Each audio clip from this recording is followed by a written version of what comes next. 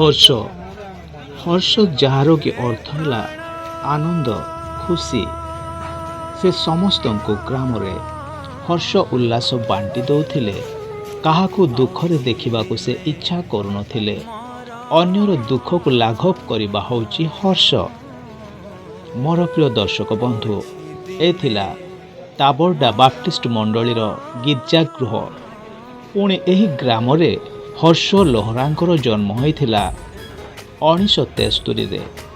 मोर प्रिय दर्शक बंधु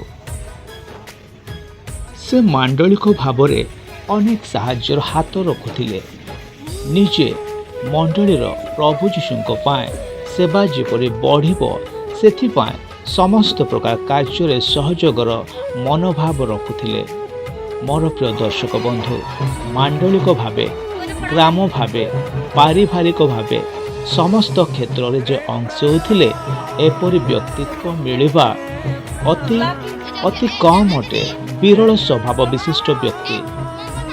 मोर प्रिय दर्शक बंधु दुख भी लगुच आज यहीपरि व्यक्ति गाँ मंडली ठारू अपूरणीय क्षति घटाई चलीगले जहाँकि एक मर्मान्वित दुखद कहले किसी भूल हम ना अत्युक्ति हेब ना विषाद परिस्थिति रे परिवार सहित ग्रामवासी मंडली समस्ते भांगी पड़ुछन्ते कहवाकू तो भाषा नहीं यार व्यक्तित्व कथा को मांडलिक भाव में से जहाँ करिछन्ते मु शुणिली हेले जागतिक हिसाब रे से बाहर लोकों सहित मध्य सरल मनोभाव सहित सरल भाषा कथा कहते लोक मानक बुझिबा परि कथा कहते से जड़े शिक्षक मध्य अति उत्तम भावे शिक्षक पदवी को से निजे निष्ठापर भावे तुले आसुथिले आज तांको स्कूल पिला माने शिक्षक वृंद ऑफिसर माने मध्य झुरुछन्ते ग्रामर बुढ़ा बुढ़ी पिला पिले मांडलिक भावे आज ग्राम झुरिबा सहित बाहर लोक पड़ोशी अड़ोशी निकटस्थ ग्रामवासी माने मध्य यार व्यक्तित्व को झुरुचंते।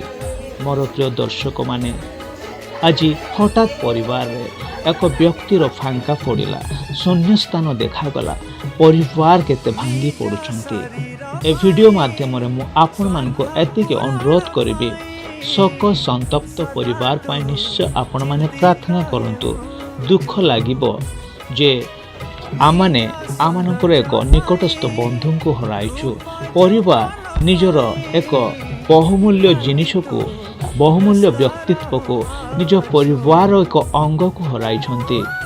मोर प्रिय दर्शक बंधु माने तेणु आपण माने प्रार्थना करिबे। मोर प्रिय दर्शक बंधुगण जो गहली देखुछन्ति जो बाजा शुणुछन्ति यह कौनसी बाहाघर नुहे कौनसी उत्सव नुहे जड़े महान व्यक्ति वियोगरे समस्ते दुखद मर्माहत पुणे अचंबित यह किपरि घटिला हेले एपरि मध्य घटुछि जे प्रभु जीशु तांकरी मनोनीत लोक माननकु से अचानक हठात नहीं जिबे यह आमनकु शिक्षा भी दिए प्रभु जीशु आमनकु मध्य केतेबेले नेबे आमने जानुनाहु तांकरी प्रिय लोक माननकु से बाछि बाछि नहीं जाउचंती।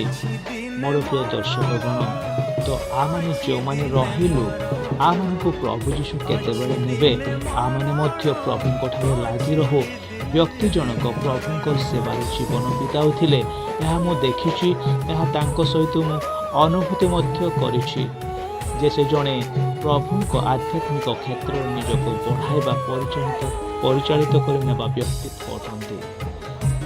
मोर प्रिय दर्शक बंधु माने केवल गाँ नुहे गाँ पड़ोशी नुहे निकटस्थ अंचल नुहे विभिन्न बेसरकारी विजातीय भाई भौणी माने मध्य व्यक्ति को जानती तांकरी से समस्त कथा को बखाणुछन्ति।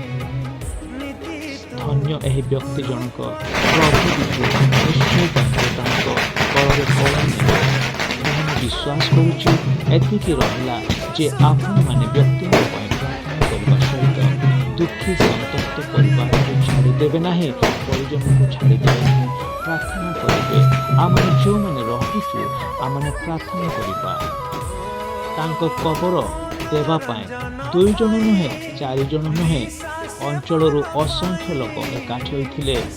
ଆପଣମାନେ କି ଏହି ବିଚିତ୍ର ଆଚମ୍ବିତ କଥା ଦେଖୁଛନ୍ତି ଯେ ଜଣେ ଜଣେ ବ୍ୟକ୍ତି ପ୍ରଭୁଙ୍କ କଳକୁ ଗଲେ ଭାଗ୍ୟବାନ ହୁଅନ୍ତି।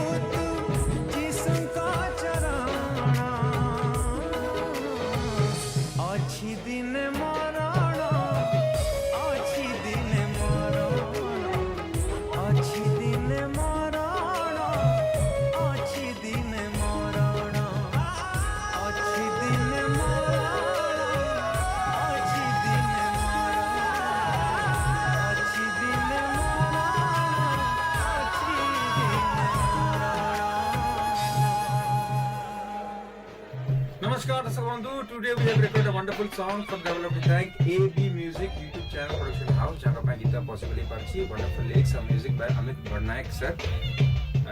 Music arrangement by बापी सामा भाई. अति सुंदर लेखा अति सुंदर कंपोजिशन आशा करछि आपण समस्त को बहुत ही भल लागिबा. दया करी लाइक शेयर सब्सक्राइब करी गीत को डेफिनेटली ଭାଗ୍ୟ ଥିଲେ ଏତେ ଲୋକ ପ୍ରଭୁଙ୍କ ସାନ୍ନିଧ୍ୟକୁ ଆସିବା ପରେ ଏକାଠି ହୁଅନ୍ତି। ଆପଣମାନେ ଦେଖୁଛନ୍ତି ଜନଗହଳି ପ୍ରଭୁଙ୍କର ଦାସଙ୍କ ମରଣରେ ସମସ୍ତେ କେମିତି ଏକୀଭୂତ ହୋଇଛନ୍ତି ତାଙ୍କର କବର ସ୍ଥାନରେ। କେବଳ ଯେ ପ୍ରଭୁଙ୍କ ଦାସଙ୍କୁ ପ୍ରଭୁ ନେଇଛନ୍ତି ତାହା ନୁହେଁ, ଦିନ ଆସୁଛି ଆମମାନଙ୍କୁ ମଧ୍ୟ ଏ ଜଗତ ଛାଡ଼ିବାକୁ ପଡ଼ିବ। ଏ ଅସ୍ଥାୟୀ ଜଗତରେ ଆମମାନଙ୍କ ପାଇଁ ବି ସ୍ଥାନ ନାହିଁ। ଆଜି ଯେମିତି ପ୍ରଭୁଙ୍କ ଦାସ ପ୍ରଭୁଙ୍କ କଳକୁ ଚାଲିଗଲେ ସେହିପରି ଦିନ ଆସିବ ସମସ୍ତଙ୍କ ପାଇଁ। ପ୍ରିୟ ଦର୍ଶକଗଣ, ଆଜି ଆମମାନେ ଏହି ବ୍ୟକ୍ତିଙ୍କ ଆତ୍ମା ପାଇଁ ପ୍ରାର୍ଥନା କରୁ, ପରିବାର ପାଇଁ ପ୍ରାର୍ଥନା କରୁ। ଏଠାରେ ଯେତେ ଲୋକ ଉପସ୍ଥିତ ଥିଲେ ସମସ୍ତଙ୍କ ପାଇଁ ପ୍ରାର୍ଥନା କରୁ। ବିଶେଷ ପ୍ରାର୍ଥନା କରୁ ପରିବାର, ସ୍ତ୍ରୀ, ପିଲା ଛୁଆମାନଙ୍କ ପାଇଁ, କୁଟୁମ୍ବ ପାଇଁ, ପରିବାର ସମ୍ପର୍କୀୟମାନଙ୍କ ପାଇଁ, ମଣ୍ଡଳୀ ପାଇଁ, ଗ୍ରାମବାସୀଙ୍କ ପାଇଁ, ତାବଡ୍ଡା ମଣ୍ଡଳୀର ପ୍ରତ୍ୟେକ ଶୋକ ସନ୍ତପ୍ତ ପରିବାର ପାଇଁ ପ୍ରାର୍ଥନା କରୁ।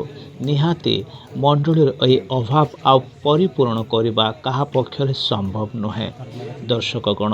ତେଣୁ ଆମମାନେ ପ୍ରାର୍ଥନା କରୁ ଯେ ମଣ୍ଡଳୀ ଯେପରିକି ସାନ୍ତ୍ୱନାମୂଳକ ସେମାନେ ଜୀବନ ପାଇବେ, ଶାନ୍ତି ପାଇବେ। ବିଶେଷ ପ୍ରାର୍ଥନାରେ ରଖୁ ତାଙ୍କ ସ୍ତ୍ରୀ, ପିଲାଛୁଆ, ପରିଜନ ସମସ୍ତଙ୍କ ପାଇଁ ବିଶେଷ କରି ପ୍ରାର୍ଥନାରେ ତଳି ଧରୁ। ଆମେନ୍।